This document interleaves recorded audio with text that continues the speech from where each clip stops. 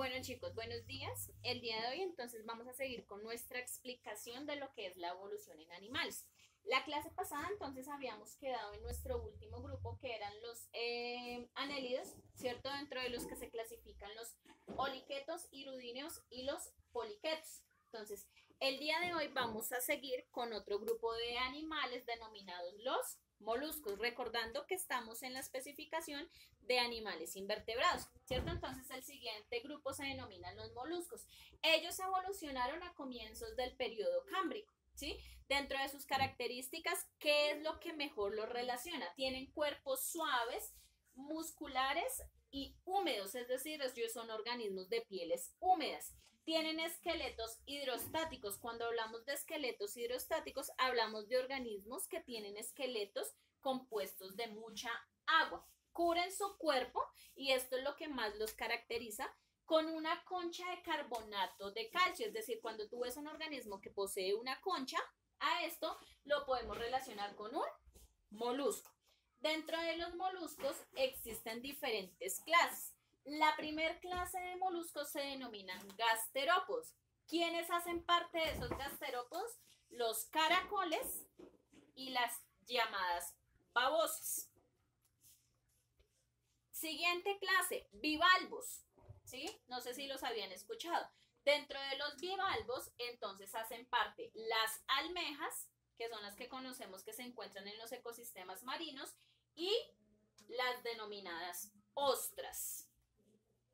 Dentro de nuestro tercer grupo de esos moluscos existen los cefalópodos. Los cefalópodos se caracterizan por los pulpos y los calamares. Entonces, el grupo de moluscos tiene estos tres subgrupos, que son los gasterópodos, que son los bivalvos y que son los cefalópodos. Nuestro siguiente grupo evolutivo en aparecer son los denominados artrópodos. Características: desarrollo de exoesqueleto de quitina, que es una proteína, es decir, que digamos que les brinda un exoesqueleto externo de protección. Por eso ustedes ven la mayoría de artrópodos, si los pueden visualizar o de pronto tocar, ellos tienen sus cuerpos un poquito rígidos. A eso se le denomina exoesqueleto de quitina. Ya empiezan a tener fecundación interna, apéndices articulados, y esto es lo que más los caracteriza. Apéndices articulados como las patas, las alas, las antenas sensitivas y aparatos bucales a partir de pinzas, ¿cierto? Y dependiendo del tipo de alimentación que ellos posean, ese aparato bucal se especializa. Ya empiezan a tener un sistema nervioso bien desarrollado dentro de cabeza, ganglios y cordón nervioso. Poseen un sistema respiratorio eficiente, sistema sensorial, es decir, que son muy receptivos, ya que tienen unos ojos compuestos, tienen sentidos táctiles y sentidos químicos. Estos artrópodos también tienen unas subdivisiones. El primer subgrupo se denominan los insectos, ¿cierto? Los llamados insectos. ¿Quiénes son los insectos o qué los caracteriza? Los cuerpos pequeños, ¿sí? Los insectos son pequeños. Respiración por tráqueas. ¿Qué quiere decir respiración por tráqueas? Que tienen la facultad o la facilidad de poder tener una respiración tanto en un medio terrestre como en un medio acuático. Por eso muchas veces tú observas muchos insectos que caen en el agua pero están vivos. Capacidad de vuelo única en invertebrados, ¿sí? Es decir, estos insectos son los únicos que tienen esa capacidad de vuelo. Metamorfosis completas, es decir, cambios estructurales en su desarrollo y crecimiento entre lo que es una larva, una pupa y ya un adulto. Aparatos bucales especializados. Ejemplares de los insectos: los escarabajos, los grillos, las hormigas, las moscas, zancudos, todo lo que ustedes conocen, las libélulas, las mariposas. Siguiente grupo de estos artrópodos se denominan arácnidos, y aquí es donde existe la confusión, porque muchos consideramos que las arañas hacen parte de los insectos. No, las arañas hacen parte de un grupo que es importante de esos artrópodos. Entonces los arácnidos se caracterizan por tener 8 patas, ¿cierto? cabeza y tórax fusionados en una sola estructura denominada cefalotórax, es decir, que ellos no poseen una división entre cabeza y tórax, sino una sola estructura posee esa cabeza y ese tórax. Respiración también por medio de tráqueas, también pueden tener esa respiración en medio acuático y terrestre. Ojos simples y en su mayoría son predadores carnívoros. Ejemplares: las arañas, como ya les había comentado que no son insectos sino son arácnidos, los escorpiones, por ende también los alacranes, ¿cierto? Las garrapatas, que son las que se encuentran en el ganado, los opiliones y ya, ¿listo? Tercer subgrupo de los artrópodos se denominan crustáceos, pero estos ya tienen una característica diferente porque son artrópodos acuáticos, pero aún así siguen siendo artrópodos.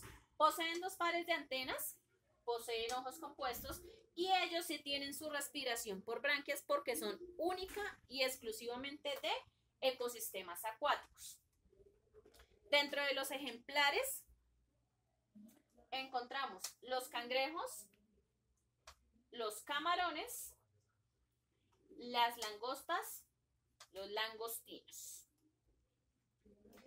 Siguiente grupo evolutivo, después de los artrópodos. Entonces van los equinodermos. Características de los equinodermos: poseen bajo la piel un esqueleto de carbonato de calcio con prolongaciones de aspecto espinoso. Carecen de cabeza, son organismos que no poseen cabeza. Se mueven en cualquier dirección. Sistema nervioso simple, no poseen cerebro. Se alimentan de algas o de otros animales. Poseen pies en chupas, es decir, que digamos que su desplazamiento es a partir de chupas para adherirse al sustrato, es decir, viven pegados al sustrato. Carecen de sistema circulatorio. ¿Quiénes serán esos equinodermos? Entonces, dentro de los ejemplares están las estrellas de mar, los erizos de mar. Y algo que ustedes no sé si han conocido, que se denominan los pepinos de mar. Su estructura es denominada pepino porque tiene esa estructura muy parecida a ese vegetal, así como lo pueden observar. Entonces, tú fácilmente cuando vas, digamos que al mar y de pronto te encuentras con ellos, tienden a parecerse mucho a una roca, ¿cierto? Entonces, digamos que esa es su forma de adaptación para la defensa. Y en este momento, entonces, ya vamos a entrar a explicar los animales que hacen parte del grupo de vertebrados, ¿cierto? ¿Cuál es la característica específica de los vertebrados?